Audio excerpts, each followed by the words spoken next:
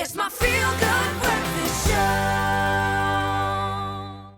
All right, well, you know what? It's a rather understatement when saying that spring is around the corner because it literally is on our doorstep. Tomorrow is the 1st of September and it means spring cleaning. Now, when we spring clean our homes, we declutter, we reorganize, we re-energize as well for the summer ahead. So why do we let our CVs sit and gather dust on the computer desktop and or even on a forgotten flash drive?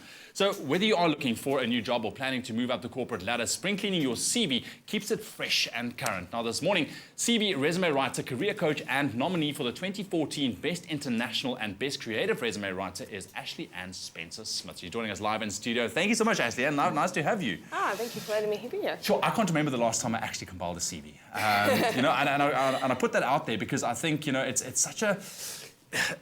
I don't have the necessary information on how to go about doing this. I have an old CV that I have at home. It's been gathering dust, just like I say, but it's always good to keep it fresh and current. So in terms of compiling CVs, how has it changed over the last 20 years? Well, I'm finding that for South Africans, many were taught in matric, this lovely 4 to 7 page long sprawling document. That's what I know, yeah. Yeah, that's what significantly has changed in the past 20 years. Recruiters just don't have the time to read through pages of pages, not to mention trees we want to save. So the document has really gotten much more shortened and concise.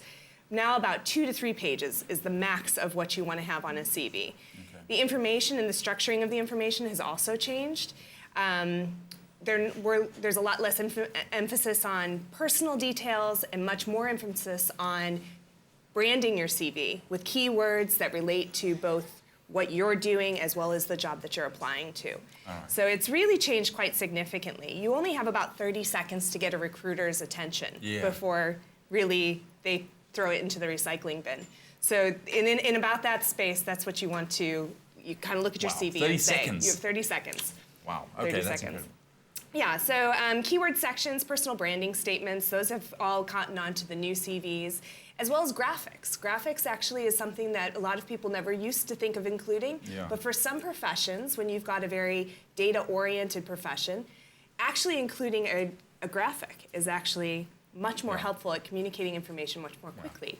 It can be tricky to do, so oftentimes consult with a professional around doing it, but don't rule it out as far as one option you can use on your CV to make it look more contemporary as well as more. So I want to just so one thing that you need to focus on is to make it you need to make sure that it grabs attention. All right, that's the main focus. Keep it short and concise.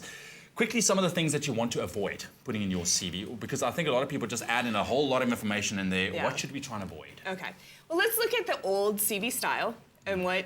So I brought in a sample of an actual CV that I did receive. I changed the information on it. But obviously those old cover pages, those curriculum vitae pages, off. No more. Okay. Photos. Yeah. Actually, photos can work against you. So don't necessarily put your photo on it. It can give away discriminatory information. In the information section itself, in your personal details section, anything that's discriminatory, if it doesn't relate to your ability to do a job, it really doesn't need to be on the CV. So your health status, your marital status, the number of kids you have, what church you go to, all those kind of things really don't belong on your CV. Just stick to your phone number, contact information, and email address. And other than that, past that, just move on beyond that. In South Africa, we do still put your ID numbers on, but you don't need your birth dates. You don't need all of that other kind of stuff. Ashley, thank you so much, man. I know there's a lot to talk about when it comes to CV. Just quickly, if you can give one tip to viewers out there when they approach your CVs, what would it be? One tip, know your audience.